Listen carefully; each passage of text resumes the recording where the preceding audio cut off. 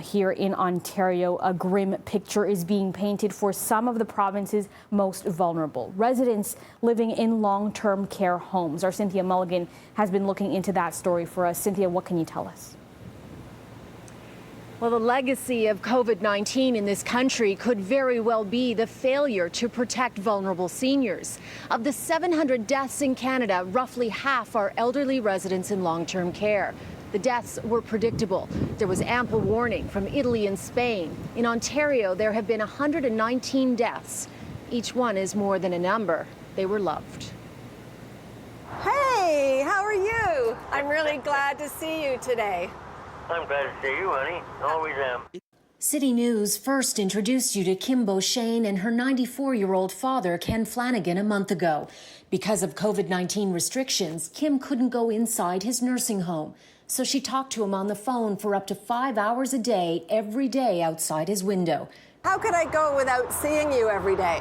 Ken died on Thursday, just 4 days after being diagnosed.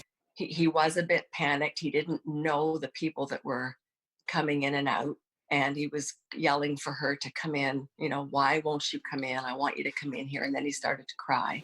Kim's father's long-term care home, Chartwell Ballycliffe in Ajax, has had 25 positive cases and 4 deaths. They are sitting ducks. It's like an invisible wolf in a hen house. How long-term care homes operate is a major contributing factor to why it has been spreading so rapidly inside them.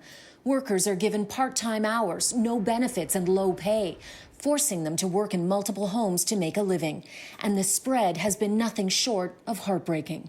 In a Bobcaygeon home, 29 out of 65 dead, 22 dead at Seven Oaks in Scarborough, and in Dorval, Quebec, at least 5 out of 31 deceased residents were COVID-19 positive. A criminal investigation underway.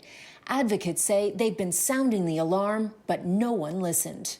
It's a stain on our country. And, you know, we hear about people caring about seniors, but that care doesn't translate into public policy or dollars. But we've been predicting this for months on end. In Ontario, the Chief Medical Officer of Health has recommended long-term care homes only allow staff to work in one home. But BC and Alberta have taken it further and made it the law. Should you reorganize the whole system, make it law so that they can only be in one long-term care home? It's pretty obvious, and don't you think this should have been easy to recognize from the get-go that this is how it would be spreading in long-term care homes?